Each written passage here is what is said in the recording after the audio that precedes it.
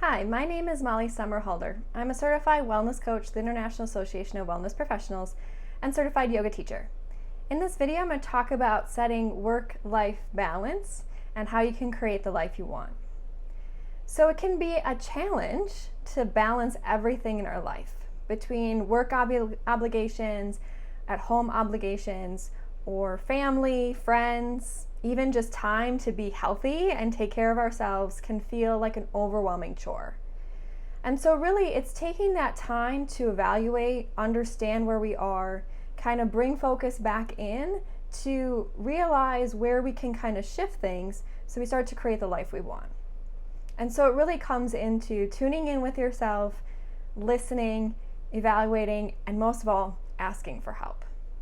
So first, we do this by starting to write down what our day looks like, what our life looks like, what's happening every day, our obligations, both at work and at home. You know, if you work from home, what are some obstacles that you deal with? Or if you have kids that you're trying to, help with homework, or if you are a grandparent and helping, out with the grandkids, whatever it might be, start to list all those things down. What does that day look like for you? What's happening? And also just where you feel like you're spending most of your time. Kind of mark that down. So first write it out and then start to mark down where are you spending most of your time? Are you focusing a lot on work and putting a lot of energy in during the day that at night you feel so depleted? Are you putting too much effort in where you could get help from other people? And so just start to evaluate from there. So the first step, write it down. Second step, start to evaluate. And then third, we start to realize that we need help. We can't do this on our own. We're not an island. So starting to look at where are the places that I could get help? What things could I outsource to other people? Maybe the kids can help. Maybe it's setting a boundary with your kids to watch your grandkids so many times a week. Maybe it's setting a boundary at work and saying, I am done at 5 o'clock and I am not checking my email because I need this time. Maybe it's asking, talking to your boss and saying, you know what, I feel like my workload's overwhelming. How can we adjust things? Maybe there's an outsource that you can do or an easier way to handle a project, or work with a coworker on it so you both have less to be overwhelmed by. And so once we start those steps, we can start noticing those changes in our everyday schedule.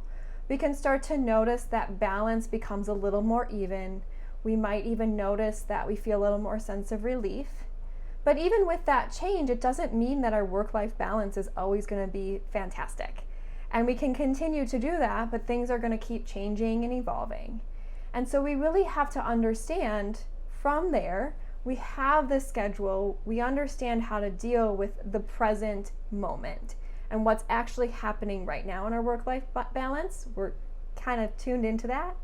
The second and last step is to start to look at where do you want the future to lie? So what can you do in the present, these changes, and also maybe a few other changes as we go through this process to start creating the life you want. So maybe you're finding out as you're going through this and start to evaluate, you may not enjoy your job anymore. Maybe that 20%, right? We can have 80% that are just tasks that we have to do, but we should enjoy at least 20%. If we're not enjoying that 20% or 40%, anything less than that, if we're not enjoying it, maybe it's time for a career change.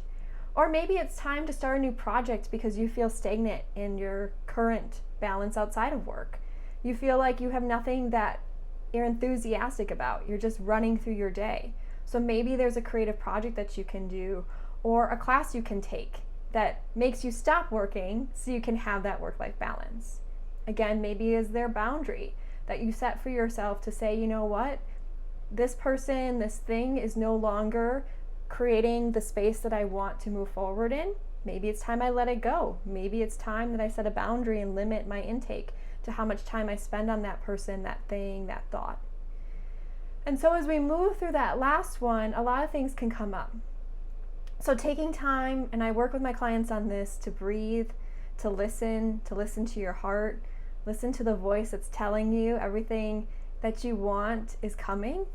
And it's more than just that fear, that ego. So really understanding where you are, where you want to be. Dream big. Take time to daydream. That's one thing when our work-life balance is so off and we're running around that we forget to daydream. So maybe have a dream journal, or maybe at night do some breathing techniques so you relax the mind so you can just follow your dreams and listen to your dreams and dream big. Really, work-life balance is about finding that balance for you. It's different than your neighbor. It's different than your friend.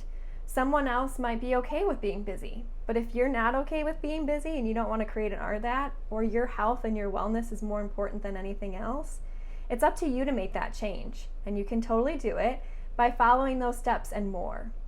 And so if you want to learn more about work-life balance, or just in general how to create the life that you want in many different ways, you can find me at slwellness.info, and I hope to talk to you soon.